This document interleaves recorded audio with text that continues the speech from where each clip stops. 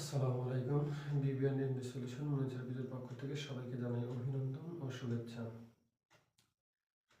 আজকে আমরা আলোচনা করব principal of finance, fundamental of finance, accounting theory এবং মাস্টার্সের জন্য applied accounting theory, investment portfolio management, investment analysis.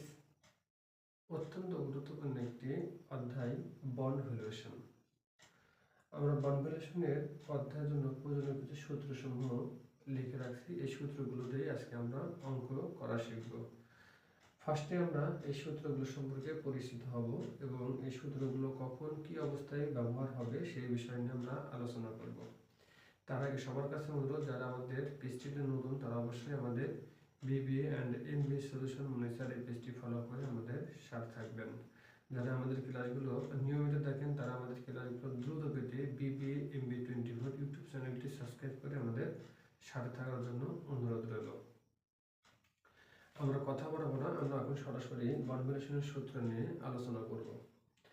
Bond valuation অধ্যায়ে দুই ধরনের অঙ্ক আছে। এক হলো বন্ডের মূল্য নির্ণয় আর দুই হলো উপার্জন হার নির্ণয়। তো বন্ডের মূল্য নির্ণয়ের তিনটি সূত্র আছে এবং উপার্জন হার নির্ণয়ের তিনটি সূত্র আছে। বন্ডের মূল্য নির্ণয় করার সূত্র ফার্স্টে দেখুন দেওয়া আছে বিভি অর্থাৎ bond valuation is equal to INT divided R অর্থাৎ ইন্টারেস্ট ডিভাইডেড ডিসকাউন্ট রেট। এখানে ব্র্যাকেটে বলা আছে অপরিশোধিত বন্ডের জন্য।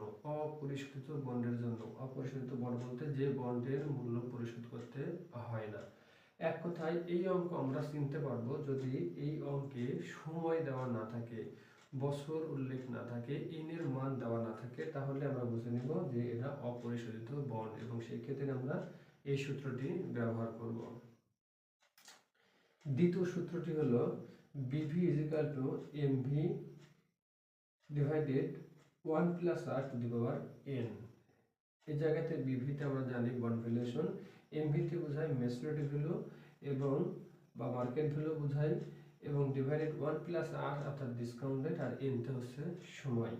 ব্র্যাকেটে বলা আছে জিরো কুপন বন্ডের জন্য, অর্থাৎ অঙ্কে যদি জিরো কুপন বন্ড এই কথাটা উল্লেখ থাকে কেবলমাত্র সেক্ষেত্রে আমরা এই সূত্রটি ব্যবহার করব, অন্যথায় এই সূত্র কখনোই ব্যবহার হবে না। তৃতীয় যে সূত্রটি সেই সূত্র একটু বড়, এটা আমাদের অঙ্ক সাধারণত স্বাদের অঙ্ক পরীক্ষাতে বেশি বেশি এই অঙ্কটি এসে থাকে। তো এখানে কি আছে দেখুন, বলছে বিভি অর্থাৎ bond valuation is equal to INT divided R অর্থাৎ interest divided discount rate, second bracket 1 minus 1 divided 1 plus R to the power N. আমরা জানি আর তে ডিসকাউন্ট রেট, এন তে সময় বা বছর, সেকেন্ড ব্র্যাকেট তারপরে প্লাস ম্যাচুরিটি ভ্যালু অর্থাৎ MV divided 1 plus R to the power N.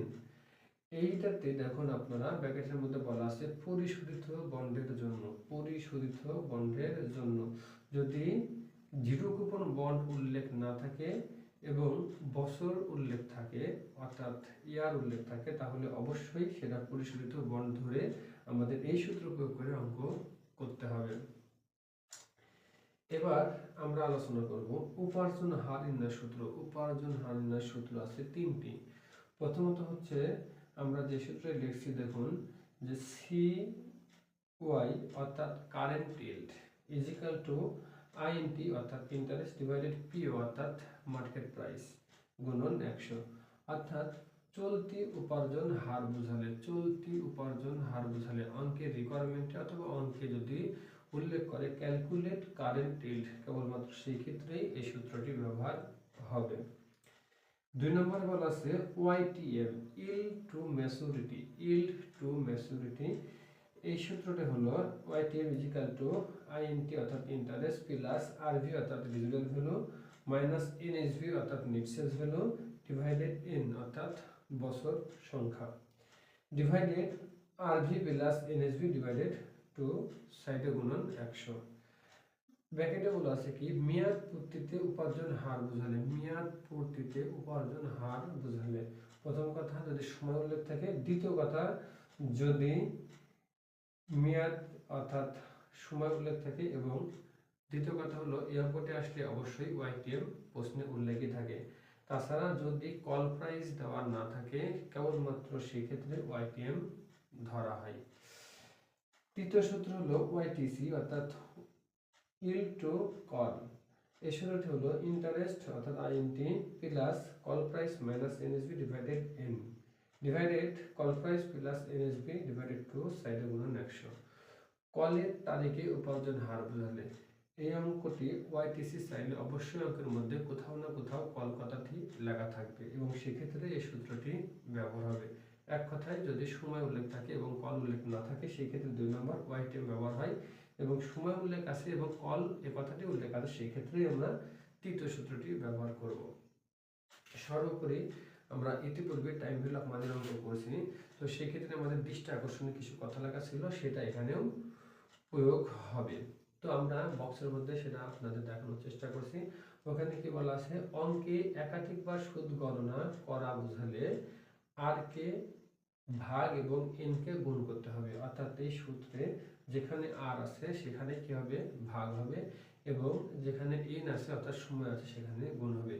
আর বলতে গেলে শুধু ডিসকাউন্ট রেটকে বোঝায় না, কুপন রেট অর্থাৎ সুদের হারকেও বোঝায়। এক কথায় যেখানেই রেট আছে সেখানেই ভাগ হবে, আর যেখানে এন আছে সেখানেই গুণ হবে। এবং সেক্ষেত্রে টাইম ভ্যালু অফ মানির মতো সেমি অ্যানুয়ালি এবং হাফ অ্যানুয়ালি বোঝালে 2 ব্যবহার হবে, কোয়ার্টারলির জন্য 4 ব্যবহার হবে, মান্থলির জন্য 12 অর্থাৎ 12 ব্যবহার হবে, বি মান্থলি বললে 6 ব্যবহার হবে, এবং উইকলি বললে 52 এবং ডে বললে 360 দ্বারা ভাগ করতে হবে। এই ছিল আমাদের কনভলিউশন অঙ্ক করার জন্য মোটামুটি নিয়ম। অধ্যায়টি অত্যন্ত ছোট কিন্তু 100% অঙ্ক আসবেই। আমরা সূত্র ধরে আগামী ক্লাসে অঙ্ক করা শিখব। সে পর্যন্ত সবাই বিবিএন এমবি সলিউশন স্যার এই পেজে সাথে থাকুন এবং আমাদের ক্লাসগুলো নিয়মিত পেতে বিবিএ এমবি 24 ইউটিউব চ্যানেলটি সাবস্ক্রাইব করে আমাদের সাথে থাকার জন্য সবার প্রতি অনুরোধ রইল। আজকে পর্যন্তই, সবাই ভালো থাকুন। আল্লাহ হাফেজ, আসসালামু আলাইকুম।